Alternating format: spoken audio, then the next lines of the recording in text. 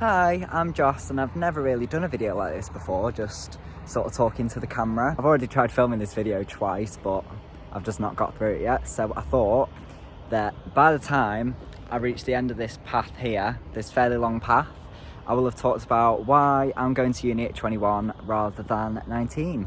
I feel like there's three main reasons why I didn't end up going to uni at 19, like a lot of my peers did. So the first is to do with my experience with the education system, and the second is my relationship to working after I finished college, and the third is my relationship to music and performance. So in terms of education, I got decent enough grades to do the 3 A levels I wanted to do, which were philosophy and ethics, psychology and law. And that's what I started doing September after results day, and that was back in 2018. So with college, things at first started out well. I thought I was adjusting well to everything, keeping up with the workload. However, about halfway through the year, everything sort of started feeling like it was getting on top of me, and particularly law I was really struggling with. So basically, by the end of year 12, I decided law had to go, wasn't working for me. So then I took criminology instead to go into the third year with, so I'd still be doing 3 subjects, and I knew there was a possibility that if I wanted to get the full criminology level 3 diploma thing, I'd have to do an extra year at college, so then I'd be leaving college age 19 rather than age 18. You know what, I've just realised I can't say everything I want to say. Like, by the time I've walked down the path, I think I overestimated my ability to be brief. Anyway, so going to second year of college, I'm doing criminology, psychology and philosophy and ethics. I'm happy with my decision that I dropped law to do criminology, feeling pretty good about things. That was 2020, it was a COVID situation, ended up leaving college for second year basically in March, April time, and it ended up being centre assessed grades. So for philosophy and psychology, I got 2 C's, and then for criminology, I got an A. But again, that was just for half qualification. So that meant I definitely decided I was going to be doing an extra year at college to finish my criminology, and I decided I'd retake the 2 other subjects to see if I could get a better grade in an actual exam. They ended up getting the same grades in both the other 2 subjects, psychology and philosophy and ethics, and criminology, I got my A. So I've got a decent amount of UCAS points there. However, at the time I really didn't know what I wanted to do for a university course. I knew anything too academic. Like, I'm interested in psychology, but I just knew the maths aspect of it would just be, I don't know, too intense, and I wouldn't really be able to keep up in that regard. And so I decided I'd just go straight into working. That brings me on to the second part, which is my work life. At 18, I got my first job at a theme park, 0-hour contract, sort of flexible hours, mainly working weekends and half-term holidays.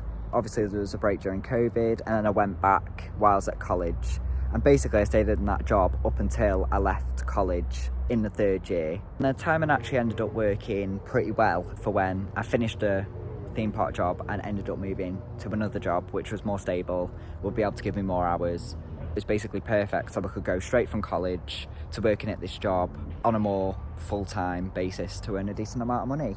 So basically, for the past 2 years since I've left college, I've just been working, doing just sort of a manual labour job. And at first it did feel sort of freeing to not have any sort of academic responsibilities.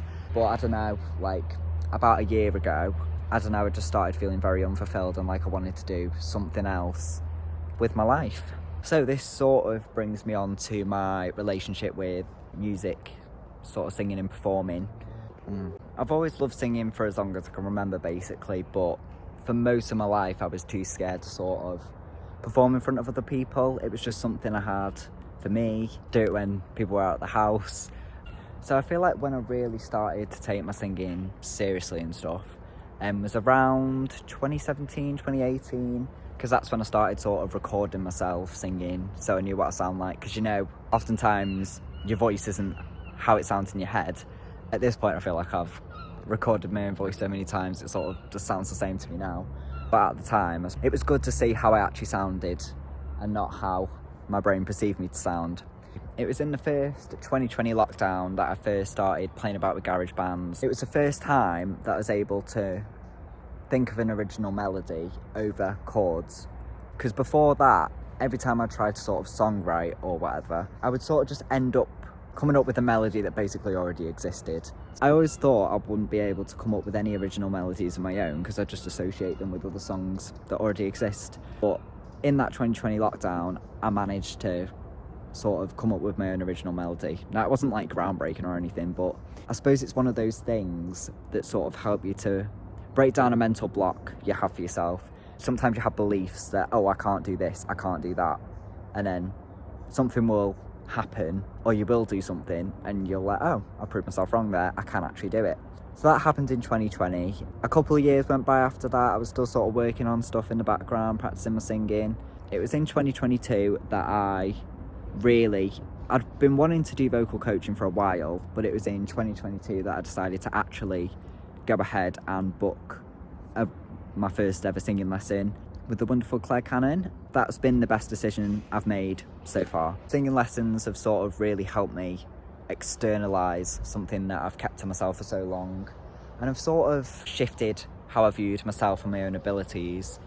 Before, I never thought I could do sort of like riffs very well and stuff like that, but having that reassurance that I can, and the guidance to work on that technique and stuff, and a safe space to share songs I've written and stuff, I don't know, it's just been really valuable. Pretty early into starting my singing lessons, so I started them in June, and I think this was about August. I expressed to Claire like my frustration with where my life is at the moment, and she sort of brought up the idea of studying some sort of music course. So I had heard of music courses and stuff before, but I don't know, they always seem like a bit of a waste of time to me, to be honest.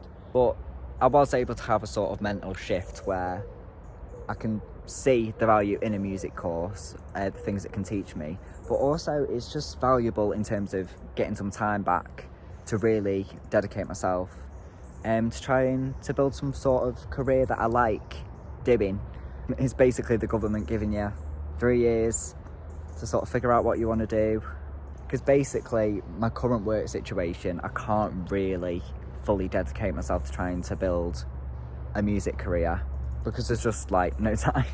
So yeah, I'm basically trying to see these 3 years that I'm going to be doing my degree as sort of a runway for my career. So I'm just going to try and keep pushing to get what I want. So in summary, basically the reason I didn't go to uni straight after college like everyone else was because, one, I hadn't even finished doing my A-levels / level 3 qualifications yet. 2, because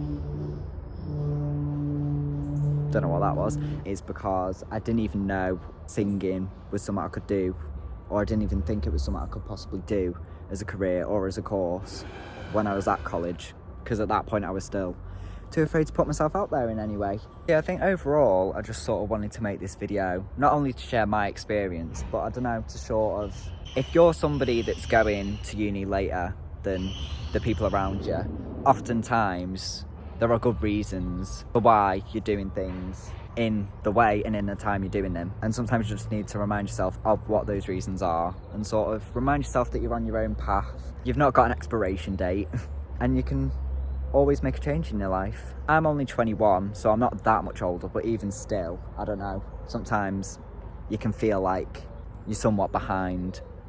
Right, I feel like I've just waffled on there. I want to do like a summary, like this is an essay or something. Everyone in life is on their own journey. Everyone's on their own timeline. Sometimes from the outside, some people's journeys look more normal or more average. But in the end, everyone's just got to curate the life they want for themselves. You've just got to keep your blinkers on and not really look at other people, because comparison is the thief of joy. Just fully realised I forgot to film an outro. So, if you liked it, give it a like. If you can relate in any way, leave a comment, let me know your own experience. And if you found this in any way helpful, then honestly, I'm baffled. Subscribe for more. I'm planning on doing uni vlogs when I start at uni, and I do covers and original songs, sort of pop, rock, alternative, or just pure pop music. So yeah, thanks for watching.